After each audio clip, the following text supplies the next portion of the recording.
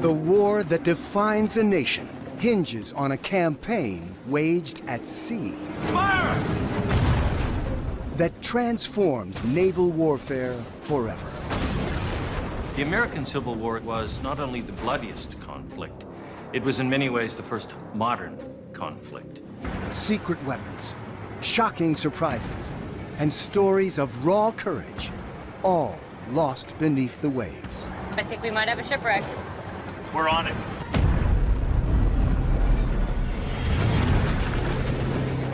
Imagine if we could empty the oceans, letting the water drain away to reveal the secrets of the seafloor. Now we can, using accurate data and astonishing technology, to bring light once again to a lost world. How does this metal monster create a naval revolution? It had to have been terrifying. Imagine the horror. What does a mangled wreck reveal about a top-secret arms race? There are secrets still left to be discovered. This was a legend.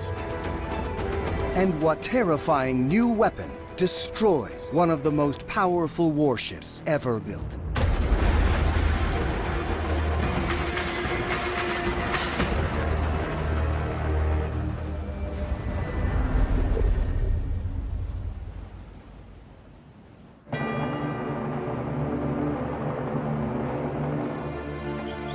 For 4 bloody years, a nation tears itself apart in search of its destiny.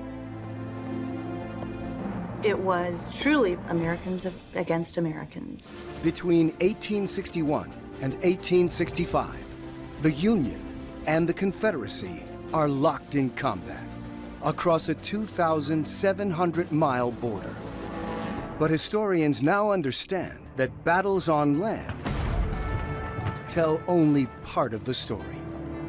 The war at sea dramatically affected the trajectory of the war. The naval conflict takes place on rivers, lakes, and all along the American coast. Incredibly, over 2,000 Civil War wrecks survive. And one of the most significant lies here in the waters of Virginia. As the Atlantic Ocean drains away, a broken battleship begins to emerge. The result of a battle that sends shockwaves around the world.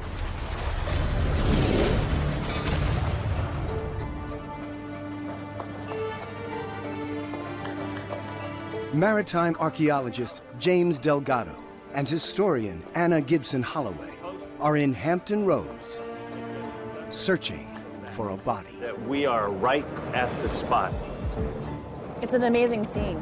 Yes, this is a battlefield. They're in a stretch of water that in March 1862 is the most dangerous in America. To the west lies the Confederate capital, Richmond. To the north, the Union capital, Washington, D.C.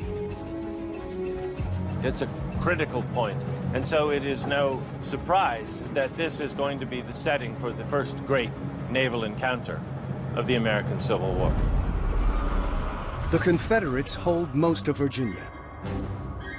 But on the north side of Hampton Roads, a lone Union fortress is home to a squadron of warships. One of them is the USS Cumberland, sleek, fast, and armed to the teeth. When launched 20 years earlier, she was the most powerful ship in the U.S. Navy. But on the evening of March 8th, astonishing reports reached the Union base.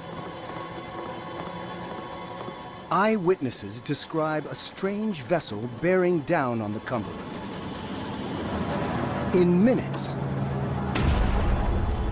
she disappears. So, what sank her, and how?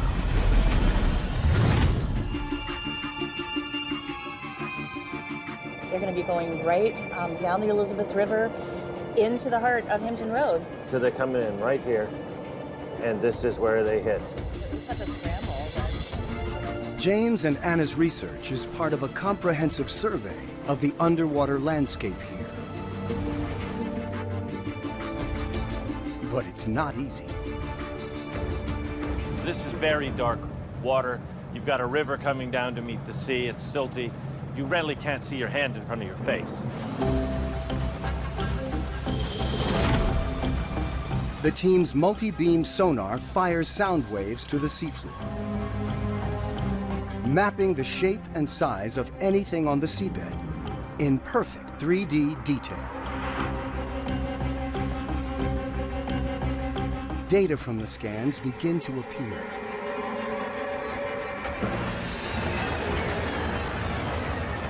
A ghostly outline. Just amazing. So what are we seeing here? Well, we're right over the wreck now. What we see are the timbers and the more or less intact hull of the Cumberland. So we're looking at a war grave here. Oh, very much so.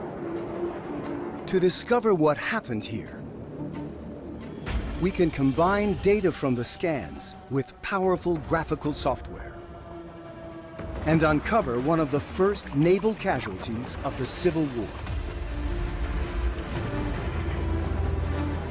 An incredible scene emerges. Corroded ironwork, then the twisted remains of a large wooden hull. You can still see the outline, the form of Cumberland. Articulated wooden timbers, the sides of the ship. You have this sense of the ship sitting down there, shrouded in mud.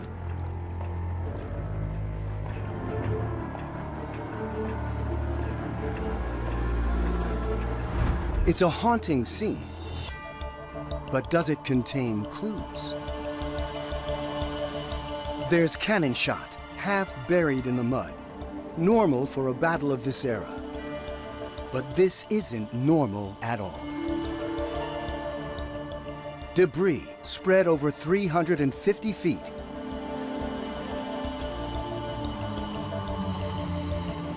Something much more destructive than cannonballs hits the Cumberland. Using contemporary accounts and evidence from the drained wreck, we can bring an extraordinary moment back to life.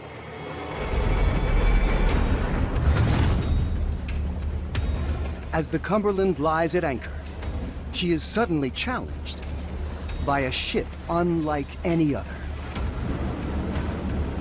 A ship with no sails, but driven by steam. A ship covered not in wood, but metal.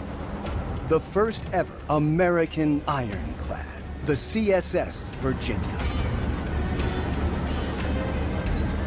The Confederate ship bristles with weaponry. 6 heavy cannon and 4 large rifled guns.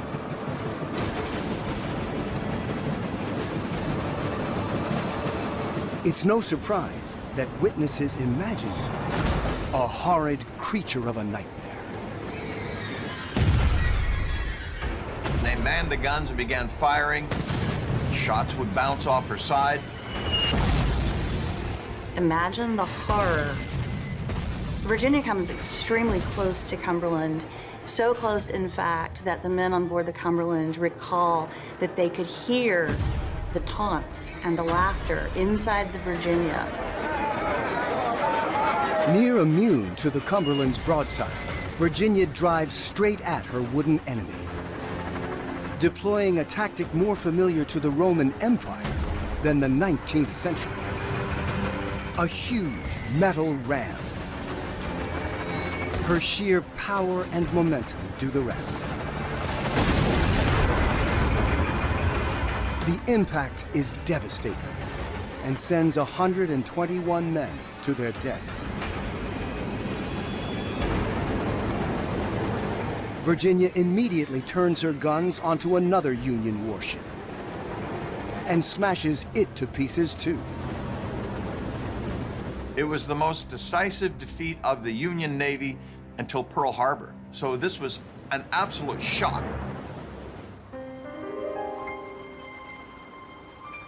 What happens here at that moment is that that type of ship is rendered obsolete.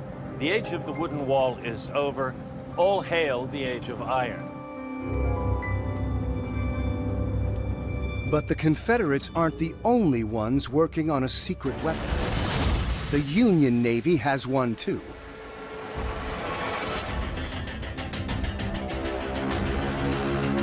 This, the USS Monitor. A different kind of ironclad.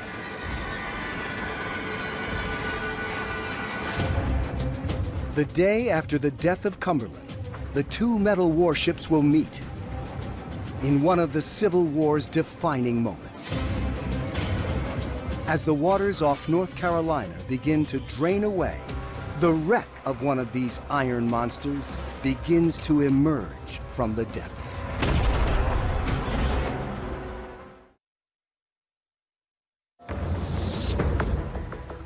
Cape Hatteras. Here, off North Carolina, lies a legend of the Civil War, the USS Monitor. The National Oceanic and Atmospheric Administration, or NOAA, leads an effort here to discover the secrets of this revolutionary warship.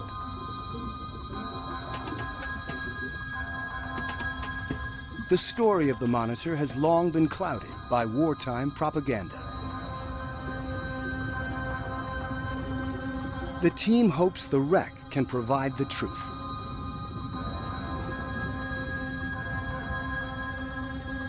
Underwater filming only shows a fraction of what's spread across the seafloor.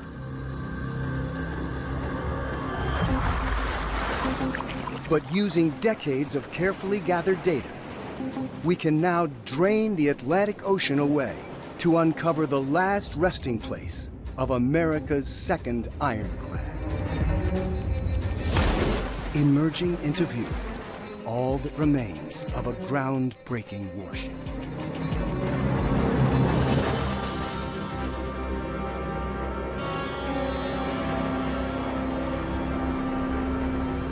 Like a drowned alien being, the Monitor lies upside down, her hull in pieces, clearly made of metal, just like the CSS Virginia, with a thick belt of armor. The distinctive form of the iron armor belt is still there. The tip of the bow is sharply defined. Right there is the grave of the iconic warship of the American Civil War.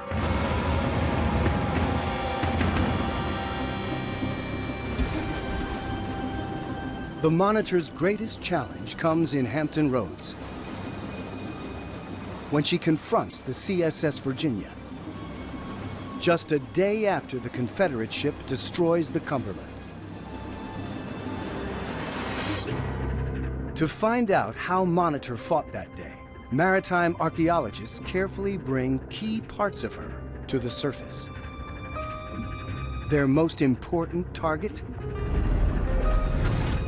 The first gun turret ever used in combat.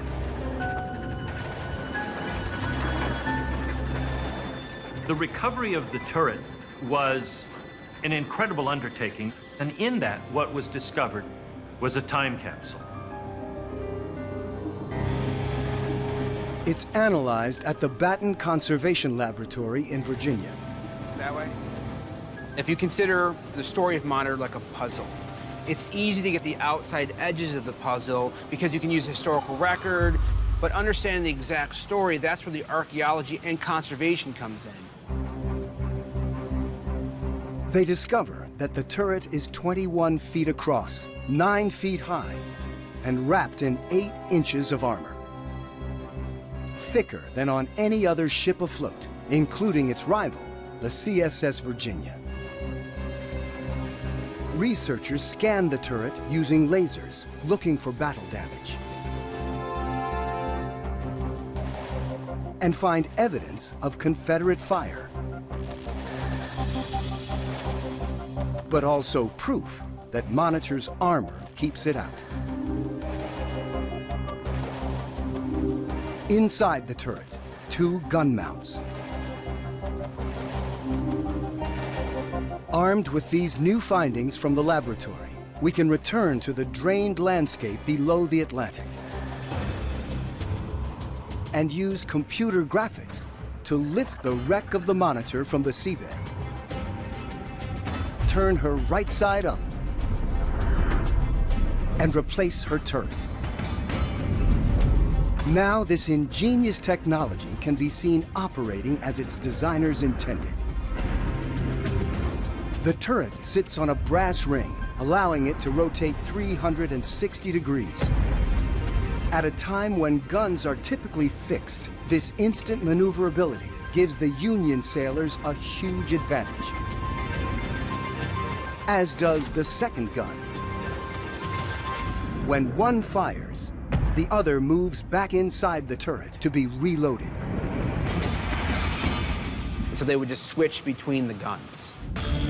So how does the Monitor compare with the all-conquering Virginia? At first sight, the favorite seems to be the Confederate ship. She's over 100 feet longer than the Monitor, with 10 huge guns compared to the Monitor's 2, and 4-inch thick steel armor, although her fearsome ram was lost when she sank the Cumberland. In contrast, the Monitor appears puny, but she's faster and has even thicker armor on her turret. And although she carries only 2 guns, they are superbly maneuverable.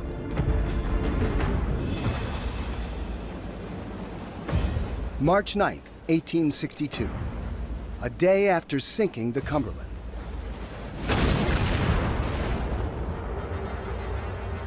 The Virginia still threatens the Union fleet, so the Monitor is unleashed to challenge her.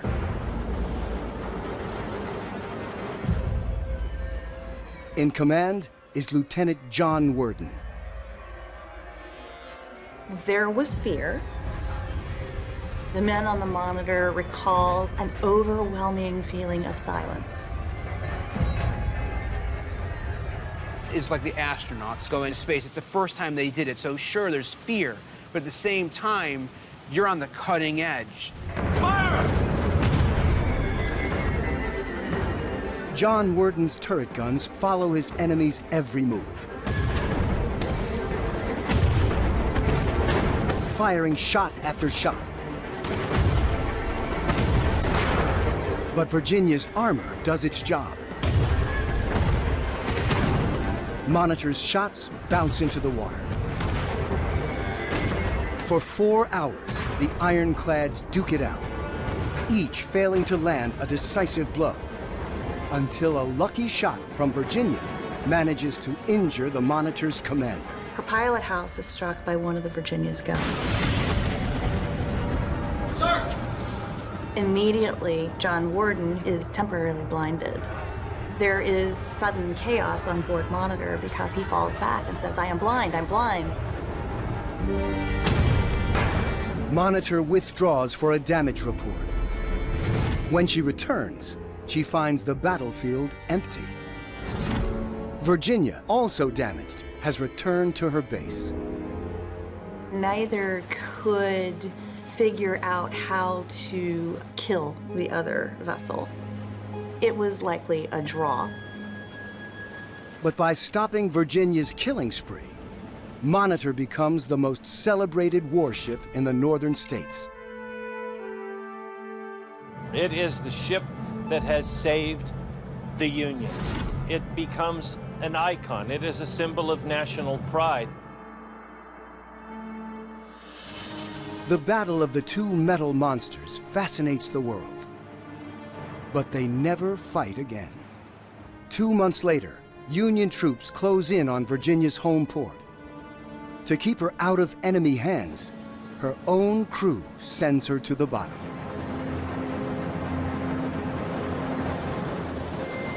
The fate of the Monitor is more tragic. 9 months after fighting Virginia, she's off Cape Hatteras, North Carolina, under tow by another Union ship. It's a notoriously rough patch of sea known as the graveyard of the Atlantic. Out of nowhere, a storm hits. Monitor sails right into this maelstrom. The waves badly damage her structure. Water rushes into the hull. The sheer weight of Monitor's armor does the rest. It is kind of ironic that there's the potential that what was meant to keep the Monitor crew safe could have been its ultimate undoing. The distress signal was a red signal lantern. And it would appear and disappear. And then appear again and disappear. And this went on for a while until finally it appeared and was seen no more. Despite frantic rescue attempts, the Monitor takes 16 men down with her.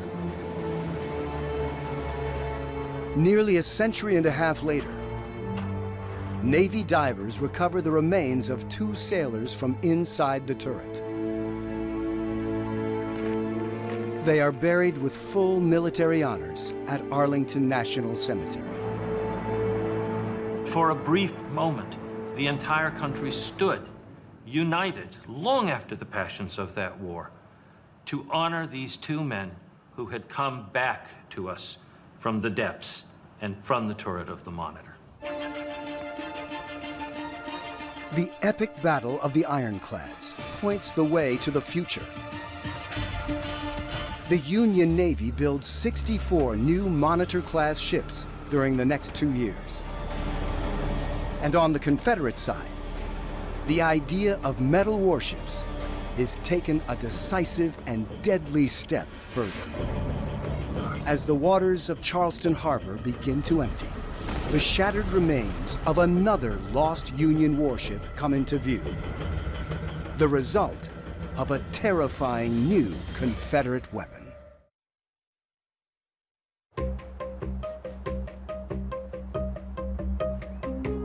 Maritime archaeologist Michael Scafuri is investigating one of the Civil War's greatest mysteries outside Charleston Harbor, South Carolina.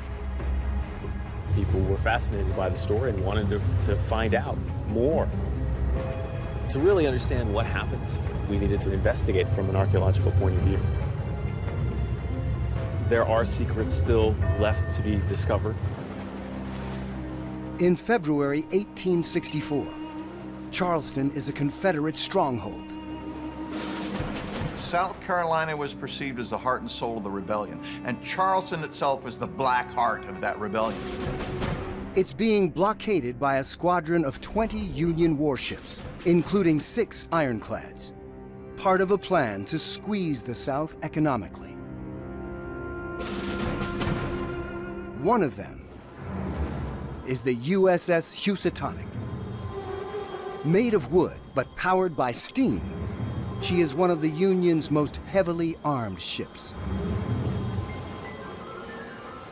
On February 17th at 8:40 p.m., the bay is calm. Suddenly, there is a huge explosion. The Housatonic is gone. The only clue, eyewitness reports of a dark shape moving in the water.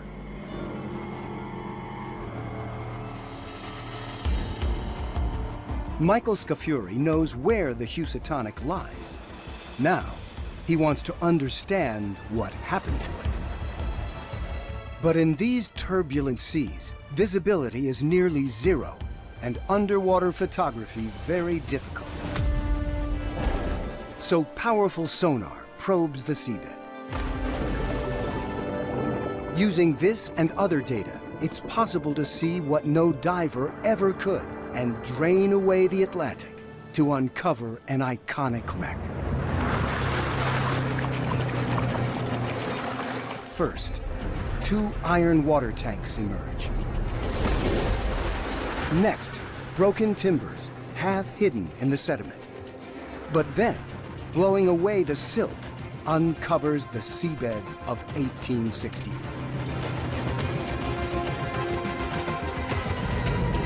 And here she is, the remains of the USS Housatonic.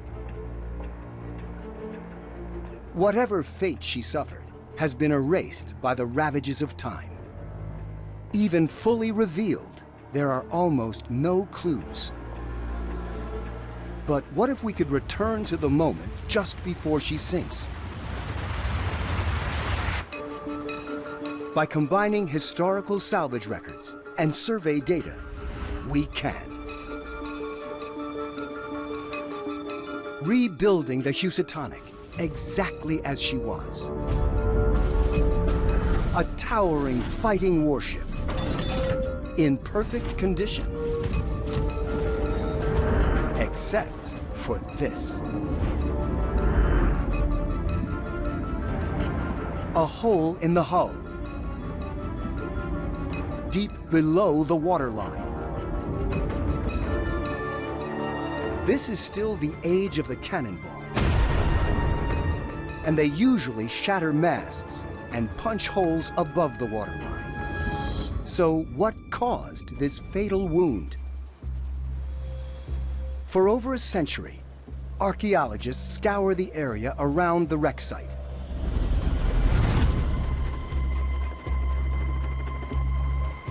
And eventually, about 1,000 feet from the wreck, they find this.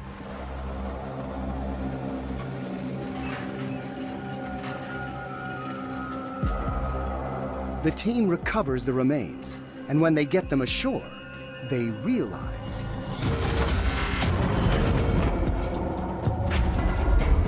they've found the Confederates' first operational submarine, the H.L. Hunley. And it is what took the Housatonic down.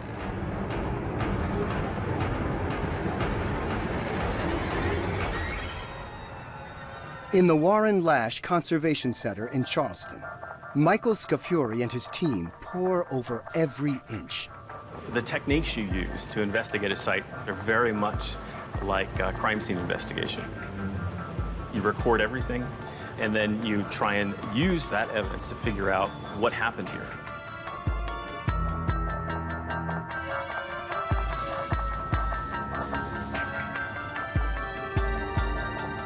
It's a product of the American Civil War and spurred on by the needs of that war to develop new technologies. First question, how did it move? The archaeologists find no sign of an engine. But they do find this. This is a wrought iron crank, and that's how they move the submarine. They hand crank it. The hand crank moves a flywheel. The flywheel moves a series of mechanisms, and then that moves the propeller. Next, how did the crew breathe underwater? There's no evidence of any way to refresh the air, which means that 8 men crammed into this metal tube must rely solely on the air already inside. The team calculates that there's enough oxygen for just 2 hours, severely limiting their range of operations. Finally, the most important question of all. Just how did this hand-cranked short-range submarine manage to ambush and destroy such a powerful enemy?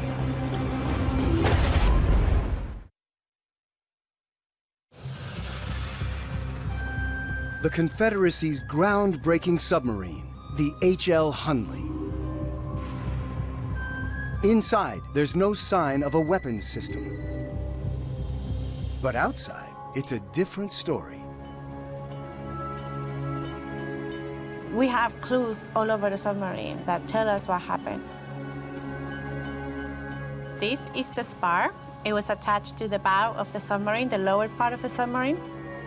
The 16-feet-long spar presents a puzzle. Michael Scafuri thinks it isn't a weapon itself, but the delivery mechanism for a weapon. And that weapon is an underwater bomb. In the Civil War, they call such weapons by a very modern name, torpedo. In the 21st century, we think of a torpedo as something that fires out of a submarine. When originally invented in the early 19th century, the torpedo was an underwater explosive charge. If this is how the Hunley attacked, then she would need to get within touching distance of her prey. But how exactly? For years, historians believe the rebel submariners physically attached the bomb with a barbed spike, then detonated from a safe distance. But other evidence found near the wreck site suggests that this isn't what happened. A copper sleeve, which looks like it was created to hold the explosive in place. The copper sleeve was peeled back from the force of the explosion, clearly showing us that the torpedo was in fact on the end of the spar when it went off.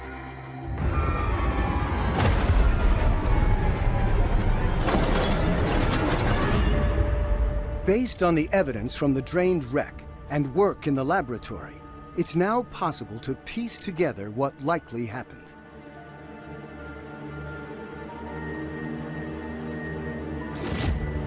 The Confederates are desperate to smash the Union's naval blockade of Charleston. The Confederacy, because they knew they were inferior in the conventional weapons of war, had to turn to new creative devices. You try to outsmart the enemy. You try to out-innovate the enemy.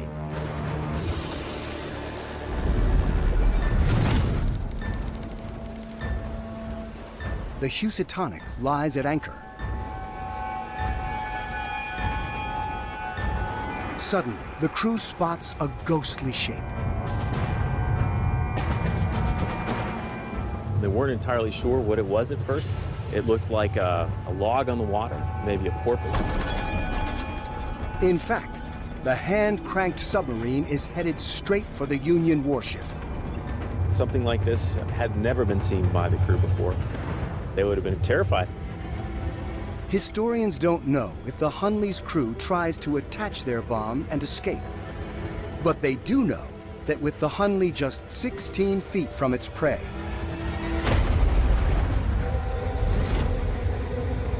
the torpedo does its fatal work, and the Housatonic sinks in minutes.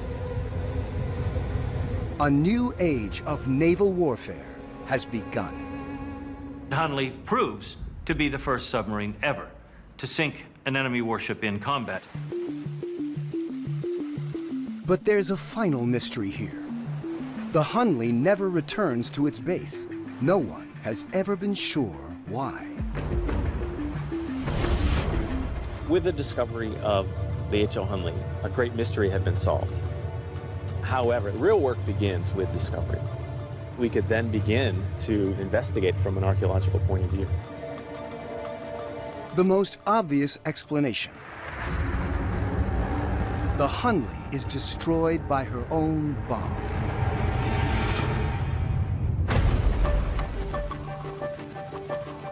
Ken Noshin is a U.S. Navy engineer. His job is to test underwater explosives. It's been a historical mystery for well over 100 years. And really, people have always wondered what happened to it. How big is the blast? And what damage could it have done to the Hunley? We constructed a full-scale replica of Hunley's torpedo, filled the torpedo with black powder that matches the black powder used at the time, and then set off the explosion.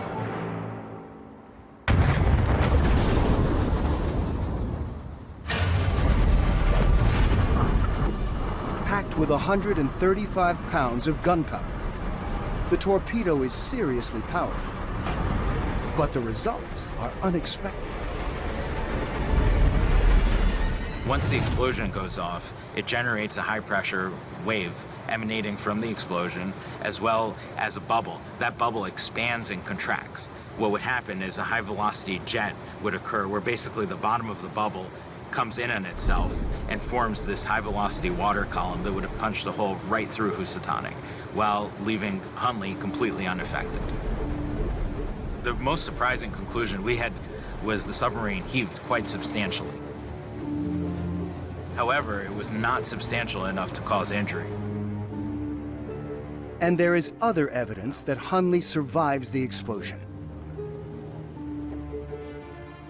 The bodies of all 8 crewmen found by archaeologists inside the wreck, in an excellent state of preservation. Before they are removed for burial, they are scanned, photographed, and analyzed.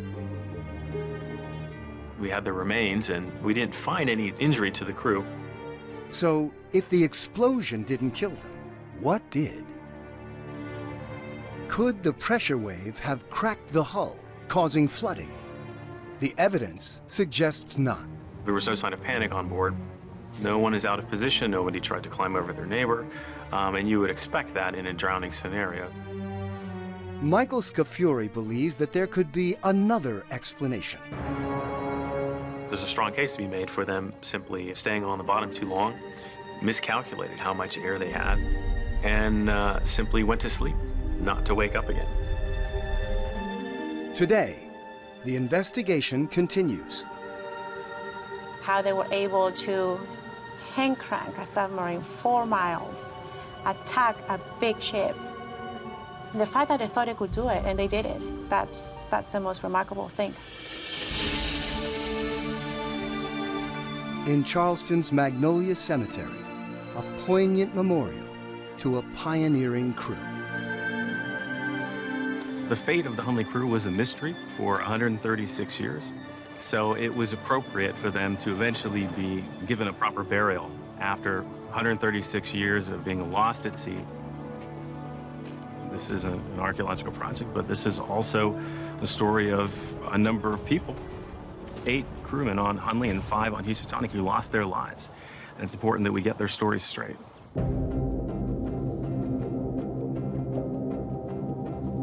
The world's first successful fighting submarine is at the forefront of a Civil War arms race. Draining the oceans around Mobile, Alabama, reveals astonishing evidence that the race isn't over yet.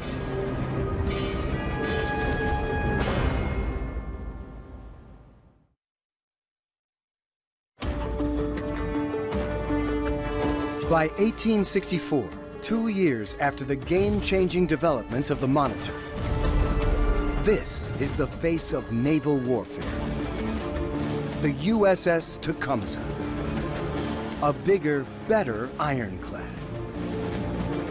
Designed to be impregnable to enemy fire, it's 50 feet longer than the Monitor, has thicker armor and 2 massive 15-inch guns.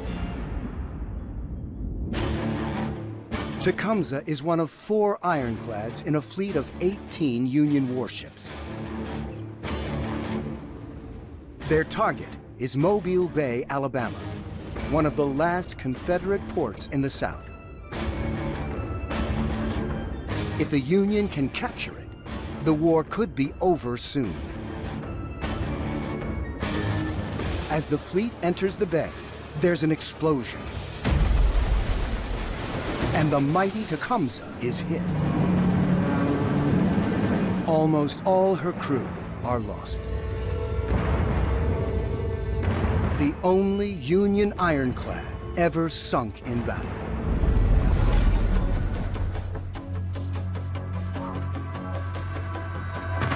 Maritime archaeologist James Delgado is in Mobile Bay, studying the wreck of Tecumseh and trying to work out what sank her.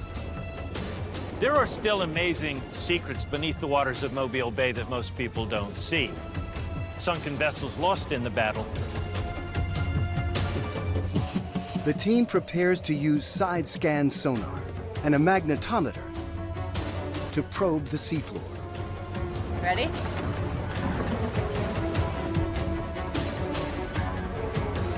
Okay, so we're in. What altitude are we flying ahead at? We're about 15 feet off the bottom. Okay, and our speed's running at about? 4 knots. Yeah, good. Return's looking smooth. Whoa, whoa, whoa, okay. What are we coming up on here? Does that look like something? There we go. I think we might have a shipwreck. We're on it. The scanner detects a large iron object. It's in the right place. James is convinced it's Tecumseh. That's the wreck right there. But there's a lot of mud here. Looks like, given stuff coming on it, I think this thing's buried. The mud and silt of 130 years obscures much of the wreck. Only emptying Mobile Bay of water can reveal what's really down there. And using the expedition data, we can do just that, to try and solve one of the final mysteries of the American Civil War. As the water drains away, a tantalizing sight emerges. A section of an iron hull buried in the seabed. And based on the survey data, we can drain away the mud as well.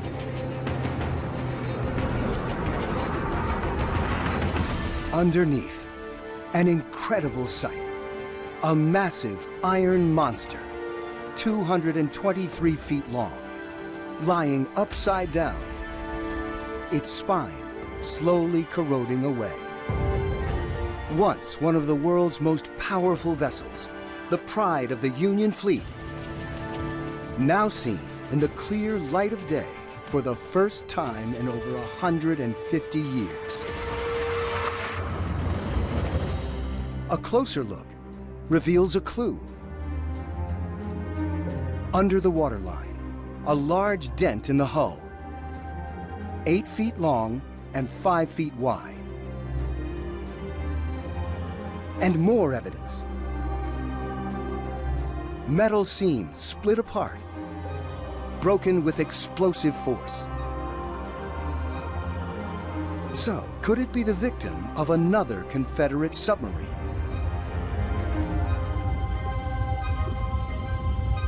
Union spies reported rebel subs under construction, but there are no records of them being active here. What else might have caused it?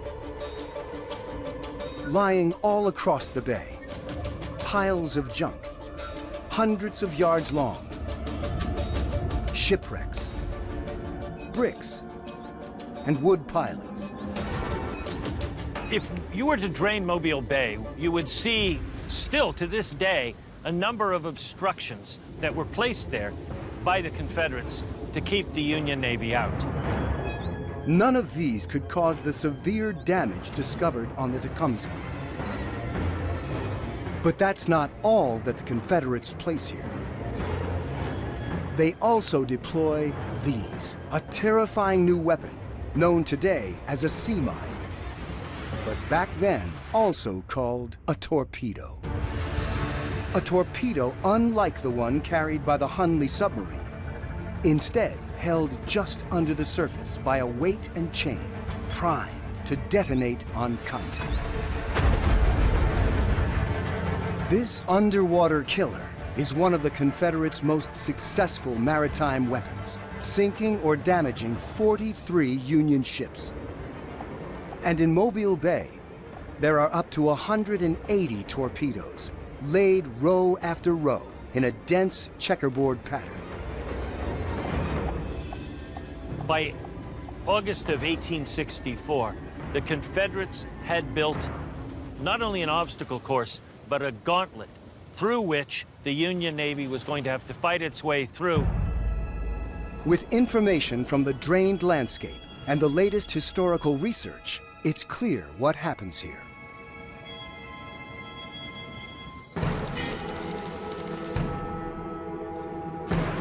Commanding the Union fleet is Admiral David Farragut on the steam and sail-powered USS Hartford. Farragut knows he faces underwater torpedoes, but he doesn't know where they are. He sends in the ironclads first, carefully, in single file. Leading the line, the Tecumseh.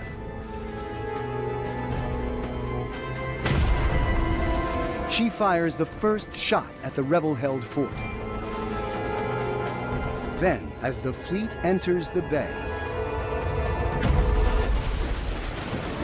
gigantic explosion, the bow wheeled up, then down into the bay. The ship plunged downward, its stern rising in the air, the bronze propeller still spinning. Within the space of about 30 seconds, the Tecumseh went bow down and sank.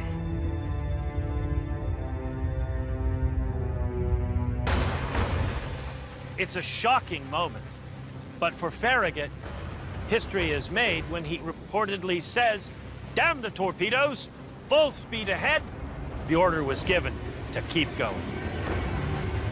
They report hearing the fuses of torpedoes clicking as they're moving through, but none of them go off.